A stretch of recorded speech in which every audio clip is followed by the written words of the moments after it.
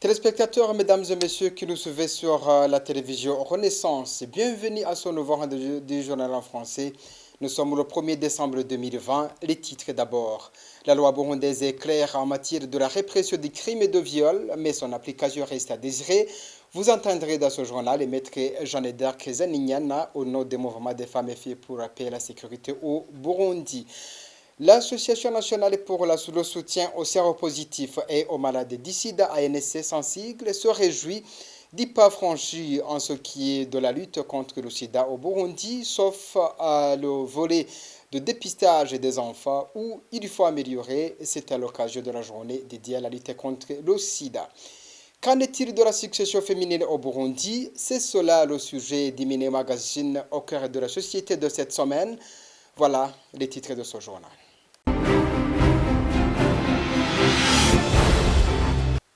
Rebonjour. La loi burundaise prévoit des sanctions contre les auteurs des violences contre les femmes. Maître Jeanne d'Arc Zaninyana du mouvement des femmes et filles pour la paix et la sécurité au Burundi précise que les différents articles y relatifs, mais il regrette que cette loi ne soit pas appliquée, les coupables étant protégés par le pouvoir, qui les représente d'ailleurs souvent. Maître Jeanne d'Arc Zaninyana est secrétaire général du mouvement des femmes pour la paix et la sécurité au Burundi.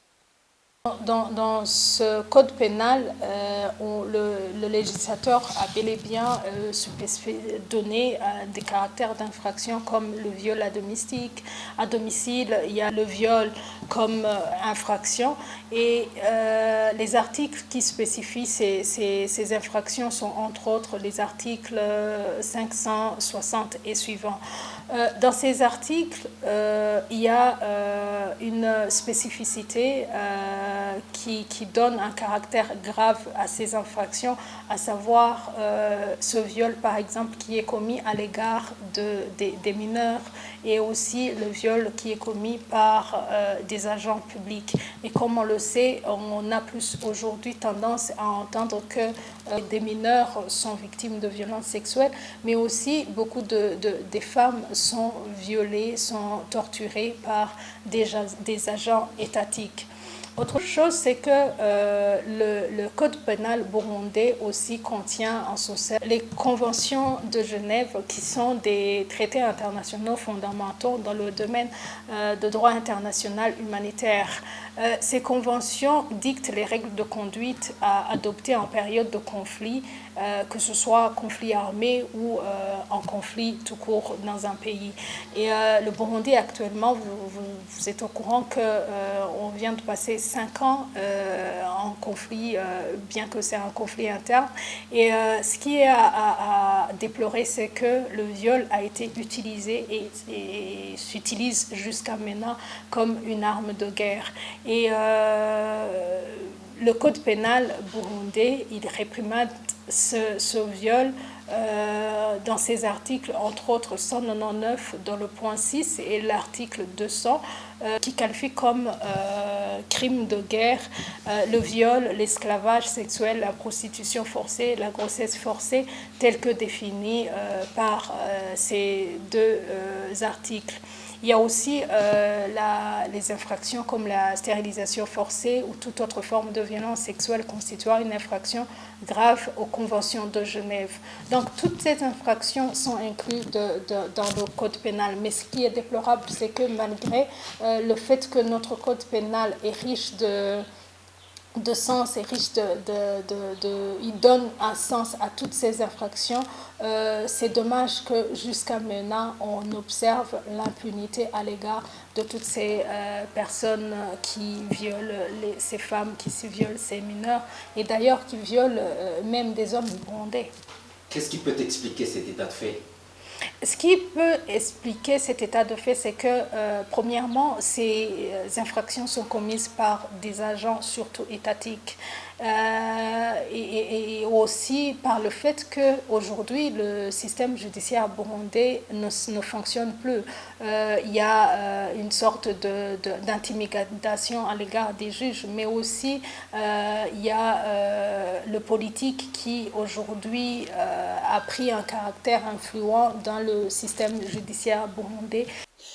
Volés juste toujours, les 4 reporters du journal Iwachu sont emprisonnés depuis 408 jours dans la prison de Bubanza. Ils ont été condamnés par le tribunal de grande instance de Bubanza. La cour d'appel de Nahangwa a confirmé la peine de 2 ans et demi de prison et une amende d'1 million chacun. Ils ont été arrêtés le 22 octobre 2019 à Bubanza. Ils se rendaient en commune de Musigati pour un reportage sur les affrontements qui opposaient des rebelles et les forces de l'ordre. Christine Kamikaze, Sindiru Sateras et Mozenze Jideharimana sont accusés de tentatives d'atteinte à la sécurité intérieure de l'État. Les organisations internationales des droits de l'homme et des journalistes demandent sans cesse de libération parce qu'ils sont en prison pour leur métier.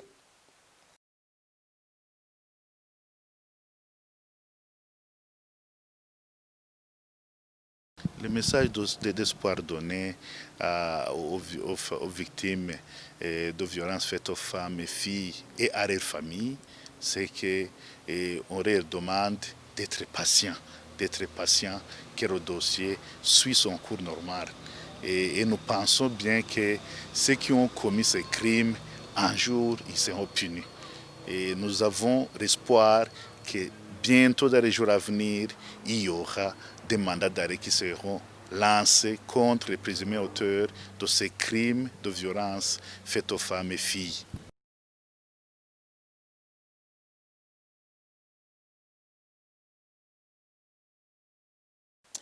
Nous poursuivons notre journal. Le Burundi a fait des progrès dans le combat contre le VIH-Sida selon la présidente de l'Association nationale de soutien aux séropositifs et aux malades du sida, Jeanne Gapia.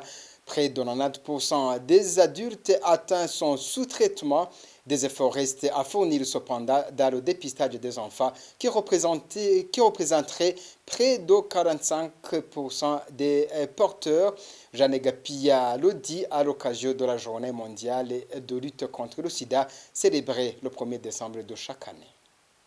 Il y a encore du chemin parce que déjà lorsque je parle des succès, je reste avec quelques pincements de cœur lorsque je sais que la prise en charge pédiatrique est encore en arrière.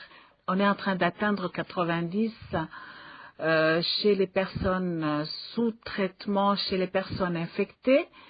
Lorsqu'on va chez les enfants et les adolescents, on n'est pas encore à ce niveau, on est encore à 48%.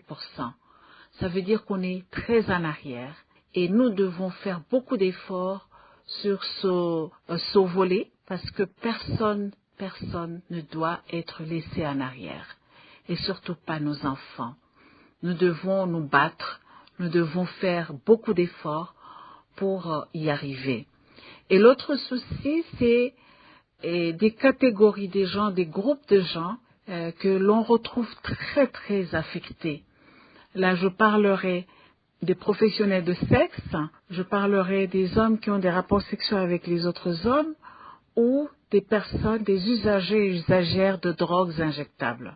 Nous allons retrouver des catégories où, au moment où, au niveau national, nous avons un taux de séroprévalence qui est à moins de 1%, mais vous allez trouver une catégorie des personnes qui a 35% de taux de séroprévalence. Et ces personnes, ce sont des Burundais et des Burundaises. Nous vivons tous ensemble et parfois on ne peut pas les reconnaître. Lorsqu'on parle des professionnels de sexe, ils ont des clients qui sont des gens que nous vivons, des maris ou des épouses que nous voyons en voiture là, qui circulent, et c'est un feu de brousse. Nous devons très sérieusement nous attaquer à ça et affronter ce problème si nous voulons éradiquer le VIH dans notre pays. Nous poursuivons notre journal depuis 2015. Le gouvernement burundais se bat pour traquer les réfugiés éparpillés dans les pays limitrophes.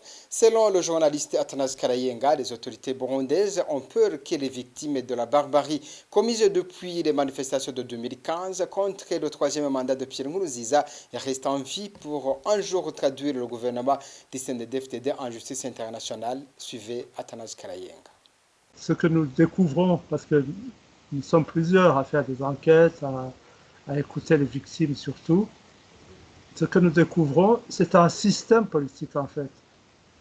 C'est que depuis la déflagration de 2015, il y a eu beaucoup de personnes, beaucoup de Burundais qui ont pris la fuite. On a parlé de 2,5 millions. Et depuis cette époque, le pouvoir du Burundi n'a cessé d'envoyer dans tous les pays d'exil des émissaires, des commandos, des tueurs, des espions pour garder la mainmise sur la communauté des réfugiés, pour continuer la déstabilisation, pour les persécuter et les torturer et les tuer et même en jeter les corps dans la rivière, dans les rivières comme Malagasy. Et ce système, il est en place pratiquement dans tous les pays voisins, que ce soit au Rwanda, en Ouganda, en Tanzanie, au Malawi, en Zambie, en RDC. Le même système est en place pour déstabiliser, pour inquiéter, pour persécuter, pour rapatrier de force, pour faire disparaître en fait les preuves des crimes qui ont été commis sur ces personnes. Et c'est pour ça que, bien entendu, il faut se réjouir quand il y a un groupe de réfugiés qui rentrent au pays, mais il faut savoir qu'il y a d'autres qui ne rentreront jamais tant que le pouvoir CNDD-FDD sera en place. Je donne un exemple, les gens qui ont été violés ne pourront jamais rentrer. Les gens qui ont été torturés ne pourront jamais rentrer. Les gens qui sont traumatisés, mais de façon extrêmement grave, psychologiquement, ne rentreront jamais. Les gens qui sont à l'intérieur du système commencent à vraiment se rendre compte qu'ils sont dans une impasse. Et toutes ces révélations constituent en fait une sorte de cri d'alarme. Les gens n'en peuvent plus, mais ne savent pas comment sortir de ce système. Des hauts fonctionnaires n'en peuvent plus. Des députés qui nous le disent n'en peuvent plus. Et donc, toutes ces informations montrent quelque part que à l'intérieur même du régime, à l'intérieur du CNDD-FDD, à l'intérieur de tous ces services de répression, il y a des gens qui n'en peuvent plus parce que tout simplement le crime à la longue, ça use même le bourreau. Avant de clore ce journal, le mini-magazine de cette semaine au cœur de la société va se pencher sur la succession foncière de la femme burundaise. À la présentation, nous retrouvons Thierry Biginindavi. Chaque année du 25 novembre au 10 décembre, ce sont les 16 jours d'activisme sur la sensibilisation et la lutte contre les violences faites aux femmes pour le monde entier. Au Burundi, les femmes et les filles subissent les violences de toutes sortes. À part les assassinats, les viols et les violences conjugales, les Burundaises sont aussi victimes d'une loi discriminatoire sur la succession. Une fille n'a pas le droit d'hériter la propriété de son père. Par contre, en 2004, le Parlement burundais avait voté un projet de loi qui donnait aux femmes et filles le droit de succession au même titre que les frères. Mais ce projet de loi a été bloqué par le gouvernement d'alors. Jusqu'à aujourd'hui, aucun gouvernement n'a eu la volonté de réétudier cette loi pour qu'elle soit promulguée par le chef de l'État. Quel a été le contenu de ce projet de loi? Au cœur de la société de ce 28 novembre, nous avons approché Catherine Babobori, qui était parlementaire à cette époque, pour qu'elle nous donne plus de détails. Thierry Bigirindavi est à la présentation. Bienvenue.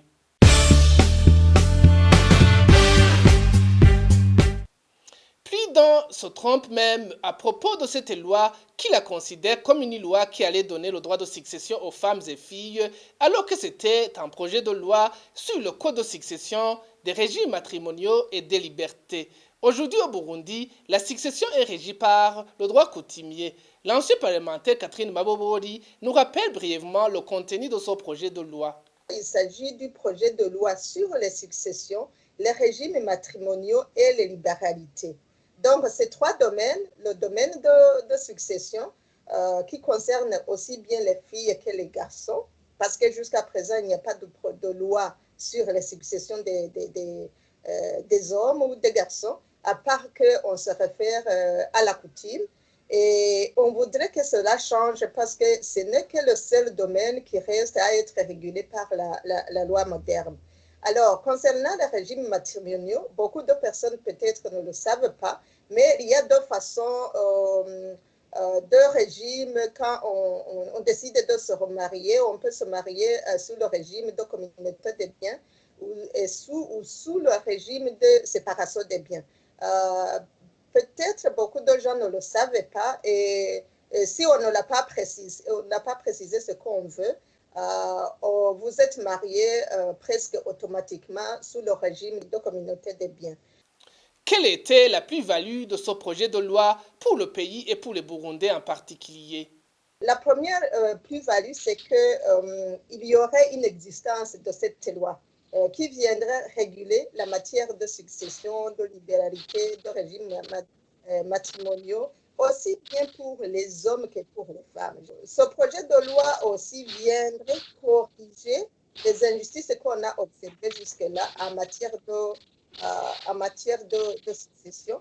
Il y a des parents qui ne font pas de distinction entre les filles et les garçons. Et jusqu'à présent, il n'y a pas de loi qui les en empêche. Donc, mais là où il y a des injustices, là où il y a des femmes qui portent plainte contre un mauvais traitement en matière de succession, de libéralité ou de régime matrimoniaux, ils devraient trouver justice à cause de cette loi.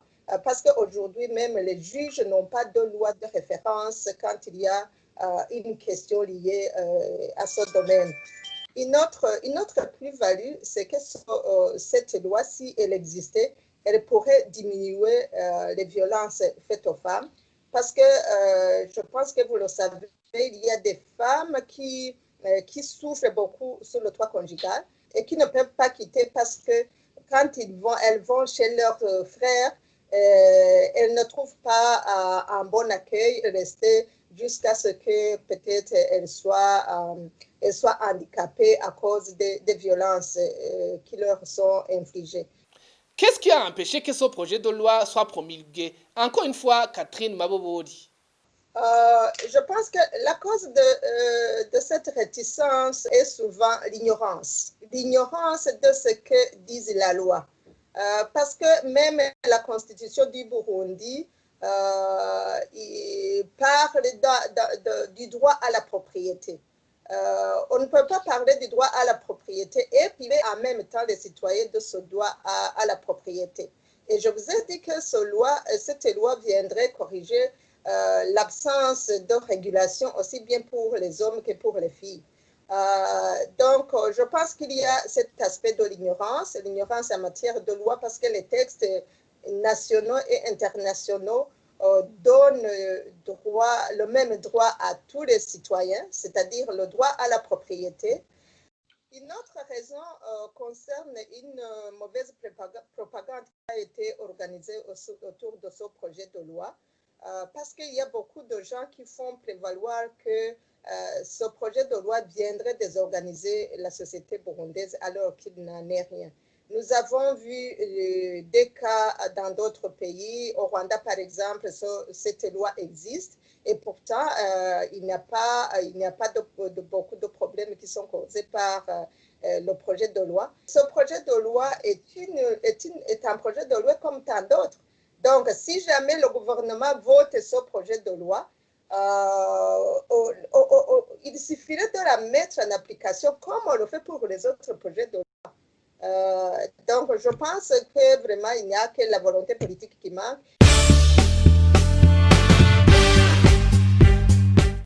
Catherine Mabobori s'est entretenue avec mes collègues Bertrand Ngendakurio de la radio Inzamba et Emile Nibasumba de la radio RPA. Les Burundaises n'héritent pas la propriété foncière, alors que selon le principe d'égalité universelle, tout être humain doit être traité de la même façon par la loi. Nos sœurs burundaises n'ont même pas l'espoir que demain ou après-demain, ce projet de loi sera réétudié par le pouvoir en place, car le régime du CNDD-FDD n'a jamais caché son soutien aux droits coutumiers qui régit le régime de succession au Burundi. Et c'est par ici que prend fin ce mini-magazine au cœur de la société. Thierry Bigindavdi était à la présentation. Au revoir. C'est par ce mini-magazine que nous mettons en point final à ce journal. Merci de nous avoir suivis. À la prochaine.